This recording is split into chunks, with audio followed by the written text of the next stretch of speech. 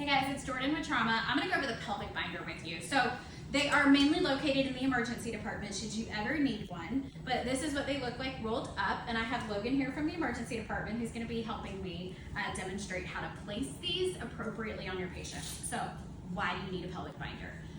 The pelvic area, I am not concerned about the bones breaking and having your orthopedic injury. That's the least of my concerns when it comes to a pelvic injury.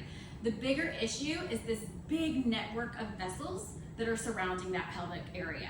You've got your femoral artery and your vein and a number of other arteries that live in that area.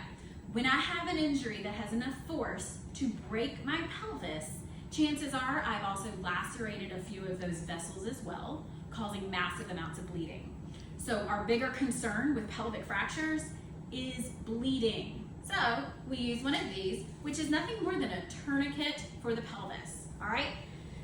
To place it, you're gonna place it underneath your patient, so you will have to roll them, right? So I have rolled Logan, and we have placed this underneath him.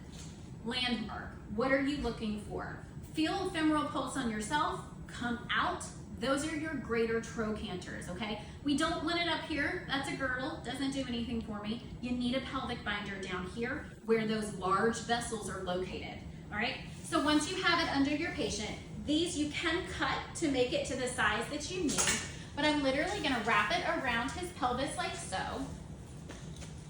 And this is all Velcro. So one piece goes here, one piece goes here, and then you take this red bar here and you're gonna tighten it, and it just tightens all the way down. Make sure that's good, tight. All right, and then you'll actually feel and see that pelvis move together. Do you feel some of it coming towards you? And then you lock it into place, okay? So again, make sure that it's not too high, make sure that it's around the greater trochanters. You'll place it around your patient, pull on your cord, and that tightens everything together. Let's say that you work on a floor, 26 May, we actually had this happen to one of our patients. They rolled out of bed, fell, rapidly expanding hematoma around the pelvic area. That's a problem. We didn't have a pelvic binder up there, so what did we use? Same exact thing, but a sheet.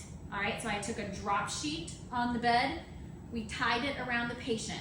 One person stood over here, I stood over here, and we pulled apart from each other, and we saw that pelvis come together, all right, until we could take that patient to IR. IR suite is where they can get embolization for that bleeding vessel because that is their bigger concern. These can stay on for a while. We've actually had patients in a pelvic binder for upwards of a week because she had a pelvic hematoma and we were reversing her. She had an INR of 9 or something. Not going to the OR with that. So she was in a pelvic binder for a while. Good neurovascular checks when you have these. I'm checking pedal pulses, I'm checking for good movement, good color, good sensation, all of those things that you would normally check for. And that's your pelvic binder. Thank you.